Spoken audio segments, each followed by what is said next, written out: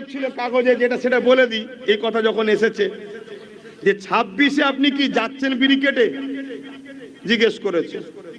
ভাই খারাপ লিও না, 26-এ ব্রিগেডে যাওয়া না যাওয়া পরের বিষয়।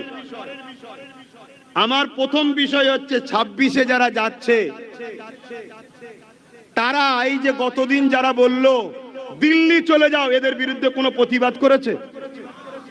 26-এ যারা ব্রিগেডে ডাক দিয়েছে, এতগুলো বড় বড় মিছিল করছে, কোনো মিছিলে 3টে এমপি কেন ভোট দিতে যাওনি, অবিলম্বে তার ব্যবস্থা করা হোক, কথা বলেছে? 26-এ যারা ডেকেছে তাতে আমি যাব কি যাবে না, কে যাবে কি যাবে না, সব নিজ নিজ ব্যাপার, ওটা পরের বিষয়। আমি জানতে চাই রাজ্য সরকারের কাছে কি দাবি করেছে যে নিন্দা বিল পাস করে আপনি সুপ্রিম কোর্টে কেস করুন?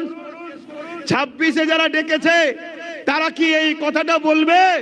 গতকালকে ওয়াকফ বিলের প্রতিবাদে যে মিছিল আসছিল বাসন্তী থেকে, ক্যানিং থেকে, জীবনতলা থেকে, বিভিন্ন জায়গা থেকে, তাদেরকে বাংলার পুলিশ দাঁড় করিয়ে রুখে অমানবিক ভাবে অত্যাচার জুলুম করলো কেন? এর প্রতিবাদে কি কোনো বাইট দেবে? তাহলে আপনারা 26-এ যারা ডেকেছে তারা কি বলবে যে আপনার এমএলএ আপনার এমপিরা যেন সুপ্রিম কোর্টে কেস করে?